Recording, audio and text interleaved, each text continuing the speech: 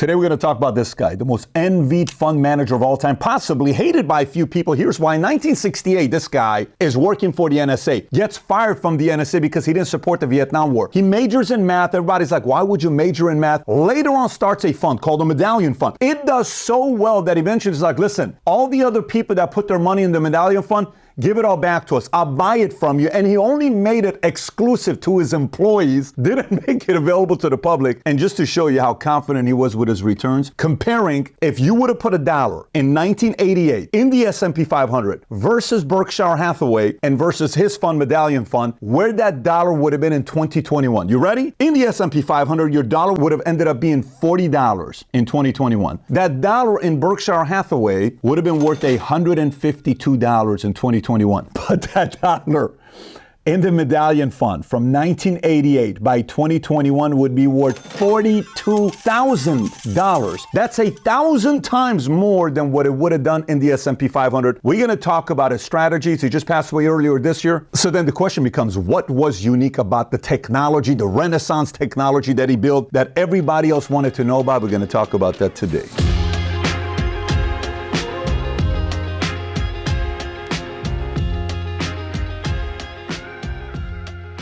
If you get value out of this video, give it a thumbs up and subscribe to the channel. So keep this in mind. It is already so hard to try to outperform the S&P 500. It's so hard that even Warren Buffett made a bet saying, I'm willing to bet. Take all these hedge funds you want that you guys brag about, and let's compare how they're going to do over 10 years. I'm willing to bet, I think he put $1 million, that the S&P is going to beat you in a decade. And when he said this, this is what he did. He chose the Vanguard 500 Index Fund Admiral shares for his side of the bet. Ted Seeds from the Protege Partners took the challenge, selecting 5 funds of funds which inherently carry higher management fees due to their structure. Buffett announced the results in its 2017 shareholder letter, revealing a clear victory. The S&P 500 index. The S&P 500 index he selected yielded a total return gain of 125.8% over the decade, significantly outperforming the hedge funds, which achieved gains ranging from 2.8% in a decade to 87.7%. What Buffett was trying to say is, this is very, very hard. Then you got a guy like Jim Simons who says, nah, this is the way you guys think how hard it is. I'm going to come up with a software technology that's going to do 1,000 times better than S&P 500 over a span of 40 years, nearly 35 years. You guys don't know what you're talking about. I'm going to do it better. That's pretty crazy to think about. Now, you may say, Pat, come on, give me a break. There's got to be somebody that did it better. He can't be that good because of this technology he came up with. Let's take a look at this, okay? Here's comparing him to others. Jim Simons, Medallion Fund from 1988 to 2018 did 39% rate of return. George Soros from Quantum Fund did 32%. Steve Cohen, 30. Peter Lynch, 29. Warren Buffett, 20.5. And the great Ray Dalio, 12% is what he did. Now, let's learn about who this man really was. Who was Jim Simons? Here's who he was. So by the age of 3, he was able to figure out all the powers of 2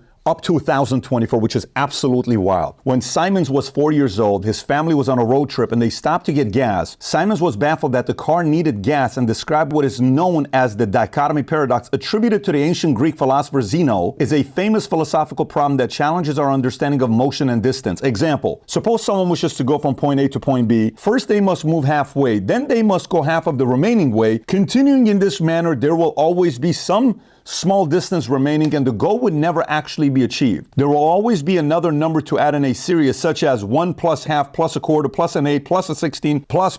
You get the idea. So motion from point A to any different point B seems an impossibility. Going half the distance to destination means you won't ever reach it, since you will have to go halfway from wherever you are. 4 years old, he's thinking about something like this. Were you thinking about that at 4 years old? This guy was thinking about that at 4 years old. Let's continue. 61 to 64, he worked as a code breaker at the NSA during the Cold War. High-level Russian codes were not able to be broken in the previous 10 years, but Simons and his team made that accomplishment, learned to create algorithms, helped reserve engineer Russia's encryption technology, given awards by the DoD, created his own equation, was a great listener. He eventually gets fired after making an anti-war comment to the media about the Vietnam War. Simons taught math at MIT and Harvard University. So then 68, he becomes a chair of the math department of the Stony Brook University, New York, meets a lot of brilliant math minds. In 74, he co-develops the Chern-Simons theory with Xing Shen. Chern, a significant contribution to theoretical physics and mathematics. So at the time, he founds Metrics, a small investment firm. Then in 1982, he renames Metrics to Renaissance Technologies, begins focusing on using mathematical models and data analysis for trading, introduction of mathematical models. This is when he starts having early experiments with statistical arbitrage and pattern recognition,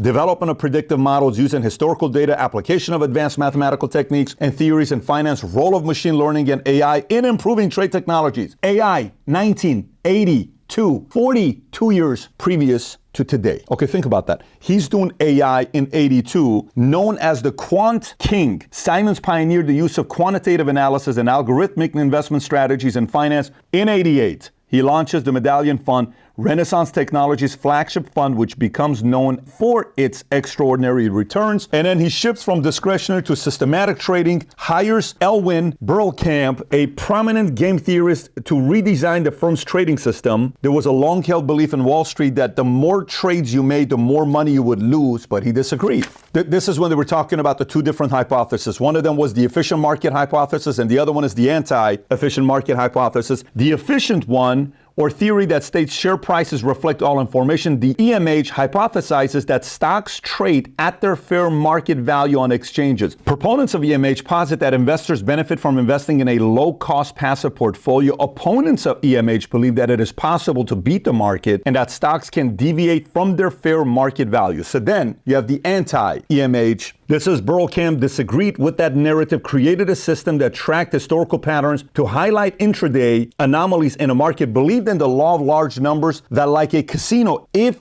they were right at least 51% of the time while making a high volume of trades, it would be successful. It was in fact highly successful. The high-speed computers, they were using generated data that showed predictable patterns for certain assets. The firm went from holding their average trading position for 1.5 weeks to 1.5 days. And the profits went from -4% in 1989 to 55% in 1990. Here's what's wild. From 1988 to 2021, you know what their annual returns were for Medallion Fund? 62% before fees. And their fees, everybody always criticized how high their fees were. Forget about the fees. After fees, you know what your net return was if you had money in this fund? 37% after fees. Who the hell did 37% after fees? Net to you? Net to you. So then in 1993, he brings on board Robert Mercer and Peter Brown, who later become co-CEOs, builds a team of some of the best math minds in the world, mocked by Wall Street for the first few years. In 1994, Medallion achieved a 70%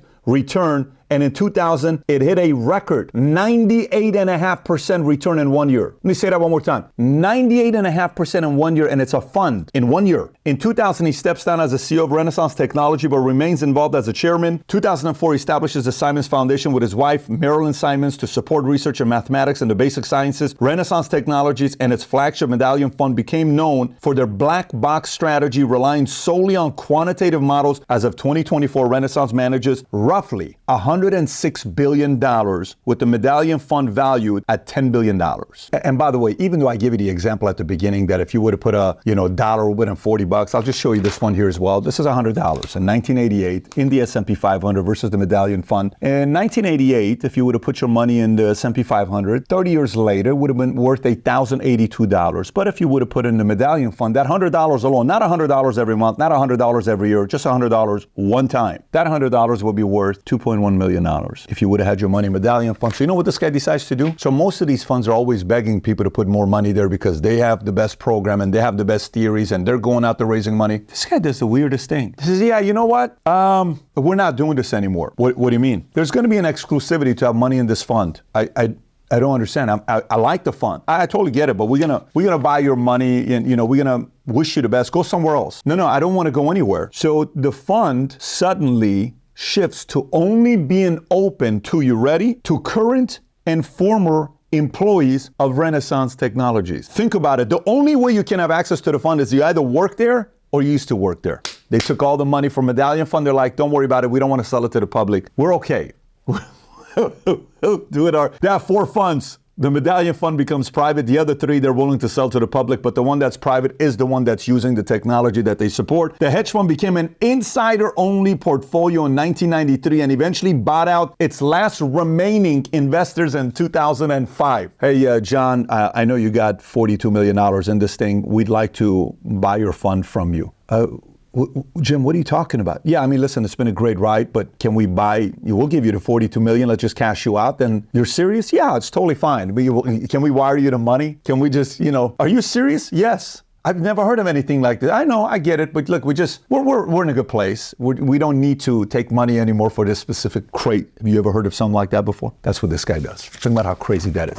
We're so confident what we're doing. We're going to make it exclusive. It's like the restaurant crustaceans in Beverly Hills. They got 2 kitchens. One kitchen is for the public. If you work there, you can go into that kitchen. But the other kitchen, you can only go into that kitchen if you're part of the On family. If you're not part of the On family, you are not allowed to be in that kitchen. This is all the other employees. This is only the On family. You want to participate in the Medallion Fund? You better be a current or former employee of frickin' Renaissance Technologies or Medallion. Pretty wild to be thinking about. So look, even when Warren Buffett and Charlie Munger were asked about them in an interview, they said, well, their fees are higher. And the criticism was always these guys' fee is so high. The fees they took on the back end after your net. So a lot of people in the market are like, why would you want to put your money there? Look how high their fees are. They're like, look, even with the fees, I make more money with them than I make with you. Oh my God, I can't believe you just said that. We're more noble. We don't charge you that kind of fees. Yeah, but I'm making better returns with those guys. What do you want me to do? I'm willing to pay the fee. I don't care about the fee. I care about the net returns. Boom. So he applies AI and massive data assets to build an automated trading system that detects price patterns. In the 80s, the Medallion Fund is a highly successful and secretive hedge fund managed by Renaissance Technologies.